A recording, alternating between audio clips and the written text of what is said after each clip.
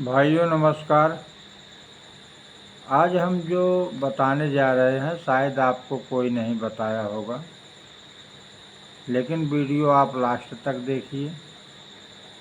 बीच में छोड़कर हट जाएंगे तो आपको यह बात समझ में नहीं आएगी। बिना देरी किए हम शुरू करते हैं। दुर्बल को न सताइए, दुर्बल को न सताइए, जाकी मोटी हाय, और मोई खाल की श्वास सो सार भस्म हो जाए। दुर्बल को न सताइए, जाकी मोटी हाय, और मोई खाल की श्वास सो सार भस्म हो जाए। यह बात क्यों कहना पड़ रहा है, इसके लिए आपको पूरा वीडियो देखना है और ध्यान से सुनिएगा, तभी समझ में आएगा। जैसे दीवार पर कोई गेंदा ले लीजिए, जो बच्चे लोग खेलते हैं, जितना तेजी से आप उस दीवार पर फेंकेंगे उस गेंदे को, उससे दुगनी रफ्तार में वह वापस अपनी तरफ आता है। जैसे किसी दीवार पर एक हम गेंदा फेंक रहे हैं, और जैसे ही गेंदा हम दीवार पर फेंकते हैं, जितनी तेज़ी से हम फेंक रहे हैं उसके 2 गुना रफ्तार में वो हमारी तरफ आता है। अब इसका मतलब क्या है, क्यों आता है, यह बताने का अर्थ क्या है, यही आप लोग सोच रहे होंगे या नहीं। ध्यान से सुनिएगा, मैं पूरा संतुष्ट करके ही बंद करूँगा। जो हमने गेंदा का उदाहरण दिया उसको आप ध्यान से सुनिए, और जो हमने दुर्बल को कहा है कि दुर्बल को न सताइए, जाकी मोटी हाय, मोई खाल की श्वास तो सार भस्म हो जाए, ये दोनों का अर्थ हम बताने जा रहे हैं। जैसे पहले का आप अर्थ समझ लीजिए, जैसे जिस संसार में हम लोग इस समय जी रहे हैं, ध्यान देने की बात है। थोड़ा सा जब आप अपने अंतरात्मा से सोचोगे, दिल से सोचोगे, तभी आपको यह समझ में आएगा। थोड़ा सा समझने का प्रयास करिएगा। दुर्बल को न सताइए, जाकी मोटी हाय, और मोई खाल की श्वास सो सार भस्म हो जाए। किसी भी असहाय या गरीब व्यक्ति को अनायास में यदि आप सता रहे हैं, मान लीजिए आप धनी हैं, आप बलवान हैं, या चाहे जो भी स्थिति बन रही हो, किसी का उपहास नहीं करना चाहिए।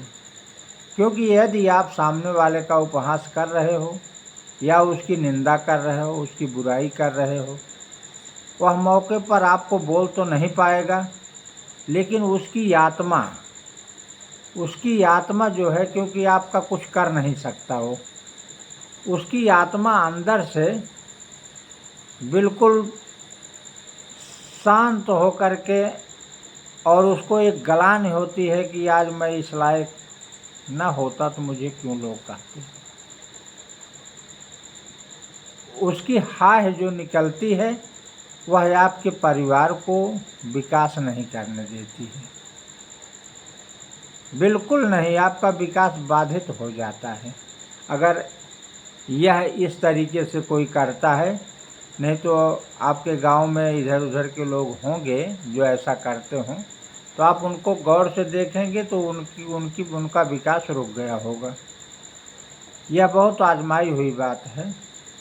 अब आप समझिए कि जैसे वह आदमी आपका कुछ कर नहीं सकता, आप तो हंसी में उड़ा दिए, या उसकी तफरी लेकर के चले गए, या उसको मार दिए या डांट दिए, जो भी आप किए, मतलब मन क्रम वचन से जो भी आपने दंड दिया है उसको, या उपहास किया, तो दुगनी गति से आपके पास वापस आता है। जैसे हमने जो गेंदा का उदाहरण दिया है, इसमें हम दोनों जोड़ करके बता रहे हैं। जैसे जब आप किसी व्यक्ति को आप उपहास या उसकी निंदा करते हैं या उसकी बुराई आप सोचते हैं, तो उसको आप संसार का एक कर्ज मान के चलिए। कर्ज कैसे, जैसे कोई कर्ज ले लेता है तो उसका सूद ब्याज समेत आपको रिटर्न होता है। यह आपको भरपाई करना ही पड़ेगा। ये वेद की लिखी हुई बात है, आपको उसका भरपाई करना ही पड़ेगा। और करेंगे कैसे? ऐसा नहीं, करना तो इसी जन्म में है। आप कैसे करेंगे? जैसे बच्चे परेशान चल रहे हैं, उनकी दर दवा करना, औरत परेशान हो गई, मानसिक तनाव रहने लगा, मर मुकदमा हो गया, तमाम टेंशन, जमीन जायदाद, काम होते होते रुक जाना, काम नहीं बन रहा है आपका, तो क्यों नहीं बन रहा है, इसके पीछे का रीज़न ये सब है। जो किसी की हाय लग गई तो वह आपका काम होने नहीं दे रहा, उसकी हाय है आपको जीने नहीं दे रहा। ठीक है, आप बहुत बड़े आदमी हो, कोई दिक्कत नहीं है, लेकिन आपने मन से, वचन से, कर्म से अपने किसी को यदि आपने दुखी किया है, ये हम सनातन की बात बता रहे हैं। जो सनातन में यह कहा जाता है, अहिंसा परमो धर्मम। ध्यान दीजिए, बात लाइन बदलने जा रही, लेकिन बदलूंगा नहीं। हम लोग सनातनी हैं।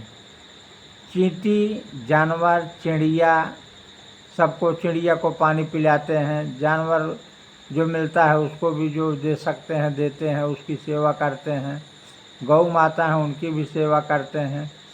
यहाँ तक कि आप समझिए कि रास्ता चल रहे हैं और चींटियों का झुंड जा रहा है, तो हम रुक जाएंगे या नहीं रुकेंगे? तो अपना लंबा कदम बढ़ा करके हम चींटियों को दाबेंगे नहीं, दबने नहीं देंगे। जितना कोशिश करेंगे, भरसक प्रयास रहेगा कि चींटियाँ बच जाएं। क्योंकि ध्यान दीजिए, जितना बड़ा जीव आपका है, भले ही आप मनुष्य हो, जितना बड़ा जीव आपका है उतना बड़ा जीव उस चींटी का भी है, एक चींटी का। जितना बड़ा हाथी का जीव है उतना बड़ा आपका है। जीव की साइज एक ही होती है। देखिए, आत्मा में परमात्मा वास करता है। आप कभी गौर से सोचिए कि यदि आप गलत काम करने के लिए आप जा रहे हो, मान लीजिए, तो वहाँ आपको अंदर से कोई जैसे लगेगा तो रोक रहा है कि भैया ये काम मत करो, ये काम हमारे लायक नहीं है, इसको करने से पाप लगेगा, या हम इसको नहीं करेंगे। लेकिन यहीं पर देखिए, ध्यान देने वाली बात है, जो वेद की लिखी बात मैं बता रहा हूँ। ये धर्म अधर्म, सत्य असत्य, ये दोनों बैठे हैं। लेकिन अब वहाँ धर्म जो है, धर्म तो रोक रहा है कि मत करो, ये चींटियाँ दबने ना पाएँ, इनको आटा खिला दो, ये धर्म करवा रहा है। लेकिन वहीं अधर्म जो है वो कह रहा है, अरे यार चलो, तुमको लेट नहीं हो रहा है, दबाते हुए चलो, क्या फ़र्क पड़ता है उससे? नहीं, फ़र्क पड़ता है। क्योंकि 84 लाख योनियों में वही भी हैं। इन 84 लाख योनियों में चींटी भी हैं, हाथी भी हैं। तो हमारा कहने का उद्देश्य यही है कि जहाँ तक हो सके ना तो किसी की झूठी गवाही करो, न गलत पैसा कमाओ, फर्जी किसी का धन हड़प मत करो, चोरी मत करो, दुराचार, अनाचार, जितने भी हैं अन्यायपूर्ण बात, ये सब नहीं करना है। ध्यान दीजिए, हमको 500 साल नहीं जीना है तो हमारा एक निर्धारित आयु है। हम उस आयु में भगवान ने जो कहा है कि आप धरती पर, आपको किस लिए भेजा है, ध्यान दीजिए, भगवान ने आपको सत्कर्म करने के लिए भेजा है, अच्छे काम करने के लिए भेजा है, जीवों पर दया करो, अहिंसा परमो धर्मम, इसके लिए भेजा है, जीव हत्या के लिए नहीं भेजा है। अब यहाँ आने के बाद आपका दिमाग बदल गया। अब जैसा आप जिस परिवार में पैदा हुए हो, जैसा आपको संस्कार मिला, उस हिसाब से आप कार्य कर रहे हो। लेकिन जब आप उस गहराई में जाओगे ध्यान देने वाली बात है जो बता रहा हूँ।